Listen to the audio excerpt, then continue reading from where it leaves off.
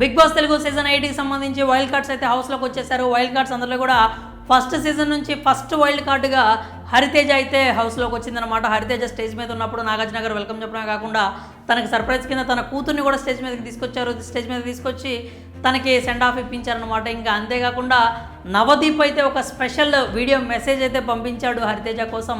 హరితేజ ఏదైతే ఫస్ట్ సీజన్లో హరికథ ఏదైతే చెప్పిందో అదే స్టైల్లో నవదీప్ కూడా ఆమెకి విష్ చేయడం జరిగిందనమాట. నువ్వు హౌస్లోకి వెళ్తున్నావు మళ్ళొక్కసారి సీజన్ 8లో, అలాగే సీజన్ 1లో లాగే దుమ్ము లేపాలి, అలాగే ఈసారి టైటిల్ తీసుకొని రావాలి అని చెప్పి హరితేజని నవదీప్ అయితే ప్రైజ్ చేయడం జరిగింది. ఇంకా హరితేజ కూడా చాలా కాన్ఫిడెంట్గా ఉంది. అంటే తనకి తెలుసు ఫస్ట్ సీజనే అయినప్పటికీ వాళ్ళు వెళ్ళినప్పుడు ఫస్ట్ సీజన్ అప్పటికి అసలు బిగ్ బాస్ అంటే ఏంటో తెలియదు, కానీ చాలా అద్భుతంగా ఆడి తనైతే బయటకు వచ్చింది. ఇప్పుడు అంతా తెలిసిన తర్వాత దాదాపు 7 సీజన్స్ను చూసుకుంటా, అంటే తను ఒక ప్రత్యక్ష ఎక్స్పీరియన్స్ మాత్రమే కాకుండా తనకి పర్సనల్గా ఎక్స్పీరియన్స్ మాత్రమే కాకుండా ఈ మధ్యలో 6 సీజన్స్ చూసుకుంటా ఇప్పుడు 8వ సీజన్లోకి వైల్డ్ కార్డ్గా అయితే హరితేజ వచ్చింది.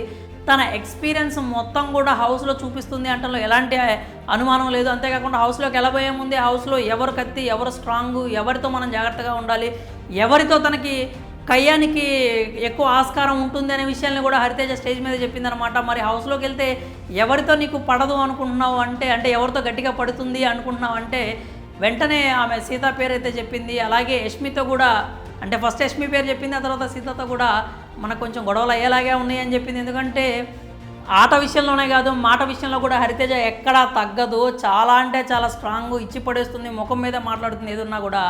ఇప్పుడు ఏదైతే హౌస్లో యష్మి కూడా సేమ్ అంతే. ఆట విషయానికి వచ్చేసరికి తను ఎక్కడా తగ్గదు, ఏది చెప్పాలనుకుంటే అది చెప్పేసిద్ది. పలానా వ్యక్తికి ఇది చెప్తే వీళ్ళు ఏమైనా ఫీల్ అవుతారేమో, ఇదేమైనా అనుకుంటారేమో అనే అనుమానమే ఉండదు, అభిప్రాయం ఉండదు అనమాట. ఇక సీత విషయానికి వస్తే సీత కూడా ఉన్నది ఉన్నట్లుగా పైకి మాట్లాడేస్తుంది. కొంచెం మాస్క్ వేసుకొని ఆడుతుందన్న ఫీలింగ్ వస్తుంది, కానీ మాట విషయంలో మాత్రం సీత ఎక్కడా తగ్గదు.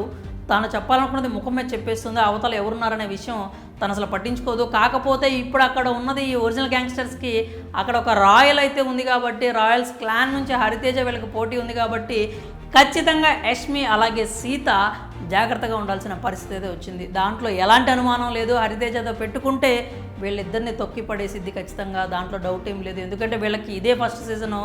బట్ తను ఆల్రెడీ ఫస్ట్ సీజన్లో చేసి ఇప్పుడు వైల్డ్ కార్డ్గా వచ్చింది. ఆట విషయంలో కానీ, మాట విషయంలో కానీ, ఎంటర్టైన్మెంట్ విషయంలో కానీ, డాన్స్ విషయంలో కానీ, గొడవలు జరిగితే కొట్లాట విషయంలో కూడా హరితేజ ఎక్కడా తగ్గదు.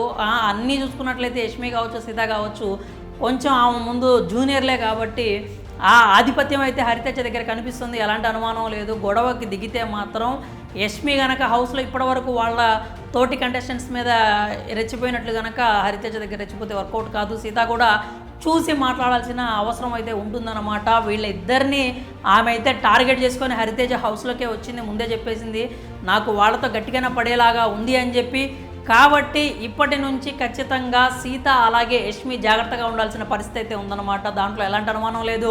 హరితేజ వాళ్ళిద్దరిని తొక్కిపడేయడానికి అయితే ఫిక్స్ అయిపోయింది. ఎందుకంటే వాళ్ళిద్దరిని చూస్ చేసుకుంది ఆమె హౌస్లో స్ట్రాంగ్గా మాట్లాడుతుంది. వాళ్ళిద్దరే తాము ఏదనుకుంటే అది క్లియర్ కట్గా పైకి అయితే చెప్పేస్తూ ఉన్నారనమాట. సో వాళ్ళనే తన టార్గెట్గా ఎంచుకుంది. వాళ్ళతో అయితేనే ఆట ఆసక్తిగా ఉంటుందని హరితేజకి అర్థమైపోయింది. అందుకే వాళ్ళతోనే నాకు గొడవలు పడే అవకాశం ఉంటుంది అని చెప్పి తనైతే స్టేజ్ మీద రివీల్ చేసిందనమాట.